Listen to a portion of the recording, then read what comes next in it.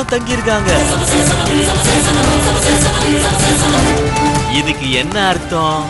பிரகாஷையும் ராணியும் கொலை பண்ண திட்டம் போட்டிருக்காங்க.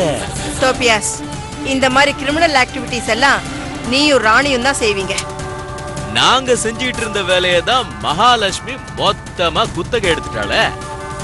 உங்க பொண்ணோட புது அவதாரமாச்சு அண்ணி. டோபியாஸ், எனக்கு ரொம்ப ஆச்சரியமா இருக்கு. ராணியோட உயிருக்கு ஆபத்துன்னு நீ வந்து சொல்ற? எனக்கு நிஜமாவே ஆச்சரியமா இருக்கு டோபியாஸ். என் பொண்ணை பார்த்து நீயும் ராணியும் பயப்படுறீங்க? உண்மையை சொல்லு டோபியாஸ். என் பொண்ணையும் ஆனந்தையும் பழிவாங்க ஏதாவது புது திட்டம் போட்டிருக்கீங்களா? ஆனந்தும் மகாலட்சுமியும் ஹோட்டல்ல சேஃபா இருக்காங்க. அவங்களுக்கு ஒன்னும் ஆகாது. இது டோபியாஸோட வாக்குறுதி. ஆனா அதே ஹோட்டல்ல தங்கி இருக்கிற பிரகாஷ்க்கும் ராணிக்கும் எங்க ஆபீஸ் ஸ்டாஃப் மும்தாஜ்க்கும் ஏதாவது ஒண்ணு ஆச்சுன்னா அதுக்கு பதில் சொல்ல வேண்டியது மகாலட்சுமி மட்டும்தான். இப்படி எல்லாம் செஞ்சுதான் பிசினஸ்ல முன்னேறணும்னு உங்க பொண்ணு முடிவு பண்ணிட்டா அவளுக்கு தகுந்த பிசினஸ் எது தெரியுமா?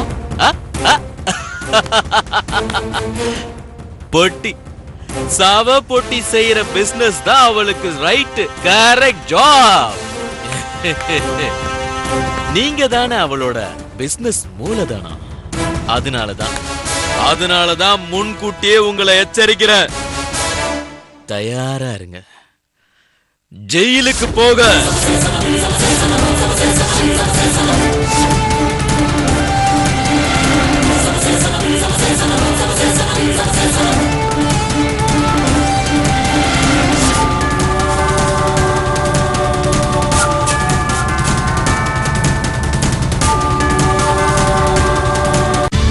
மகாராணி ஒரு சிறிய இடைவேளைக்கு பின் தொடரும். புத்தம் புதிய காமெடி ஷோ. நடுவர்களாக 2 சிரிப்பு ஜாம்பவான்கள்.